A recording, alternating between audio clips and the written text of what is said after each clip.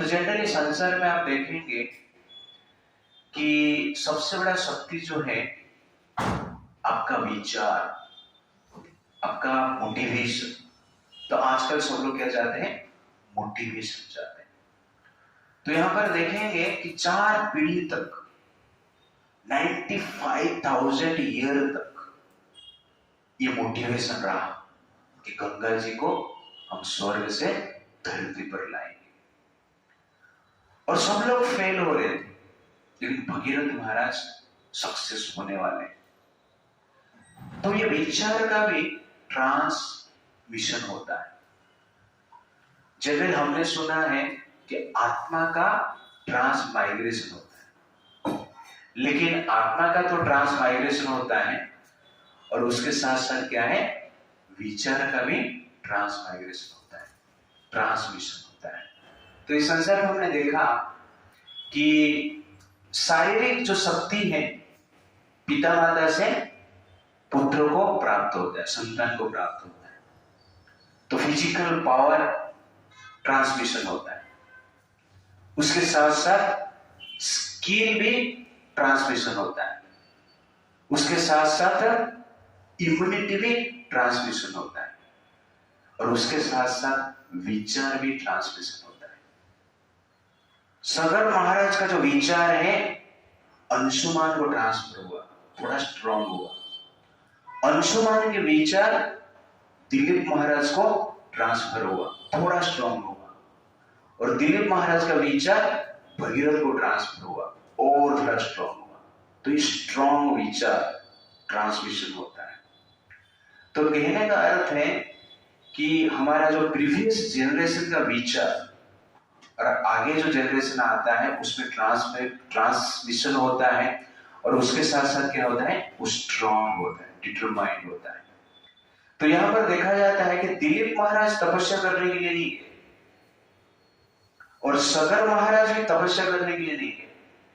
वो सिर्फ प्लान कर रहे थे, क्या करेंगे, चिंता कर रहे थे। तपस्या केवल अंशुमान ने किए और भगीरथ ने किए, और भगीरथ जी डिटर्मिनेशन के साथ किए।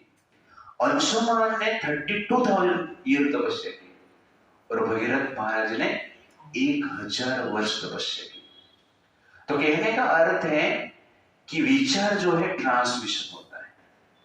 इसलिए एक सभ्यता को नष्ट करने के लिए और एक कल्चर को नष्ट करने के लिए सबसे बेस्ट उपाय क्या है? उसका जो विचार को ही नष्ट कर दो, तब जाके सभ्यता अपने आप नष्ट हो जाए। तो ये जनरली ब्रिटिशर्स ने प्रयास किया। तो मेकोले ने देखा कि इनका विचार को जब तक हम मारेंगे नहीं, तब तक जनरली इस देश को हम शासन नहीं कर सकते।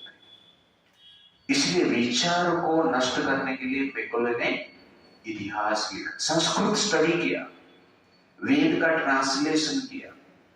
आज भी मेकोले का ट्रांसलेशन अधिक लोग पढ़ते हैं जो गलत ट्रांसलेशन किया है। और गुरुकुल को बंद किया, बैन किया। उस समय में मेकोले के टाइम पे, ब्रिटिश के टाइम पे 2 लाख से भी ज्यादा गुरुकुल भारत में थे, और कोई भी जनरली अनपढ़ नहीं थे, सबको संस्कृत पता था, वेद शास्त्र का ज्ञान था। तो इसलिए विचार को नष्ट करने के लिए मेकोले ने इस प्रकार ट्राई किया, और धीरे धीरे वो विचार नष्ट हो। और अभी जो इतिहास हम पढ़ रहे हैं, गुलामी का इतिहास पढ़ रहे हैं, और जिसके कारण अपना जो संस्कृति है उसके प्रति हमारा गर्व नहीं है। इसलिए ये विचार धीरे धीरे जनरेशन टू जनरेशन वीक हो गया। जैसे राम मंदिर बना, लेकिन 1992 में कार सेवा हो और वहां पर लाखों हिंदू पहुंचे और गुम्बद को तोड़ दिए।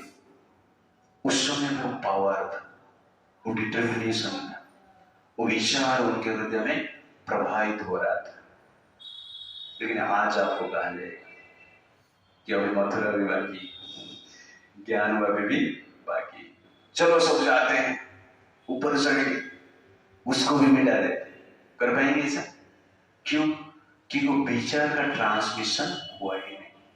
इसलिए विचार अत्यंत महत्वपूर्ण है। तो विचार आपको वीर बनाता है और विचार आपको धीर बनाता है। विचार आपको स्थिर भी बनाता है और विचार आपको अस्थिर भी बनाता है। एक्चुअली विचार आपका व्यक्तित्व बनाता है। इसीलिए किस विचार को हम ग्रहण कर रहे हैं और किस विचार के अनुसार हम जी रहे हैं अत्यंत महत्वपूर्ण है।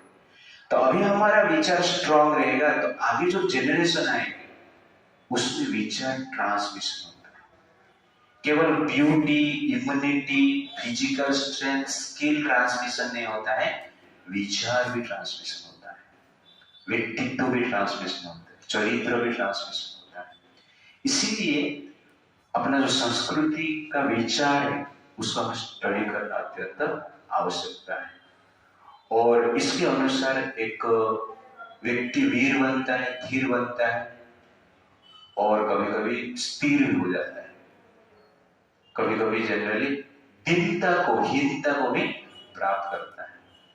इसलिए विचार को हमें टिका कर रखना चाहिए। और भगीरथ महाराज सक्सेस होने के पीछे उनका डिटर्मिनेशन तो था, लेकिन उनके पास इतना डिटर्मिनेशन आया कैसे, वो मोटिवेशन आया कैसे?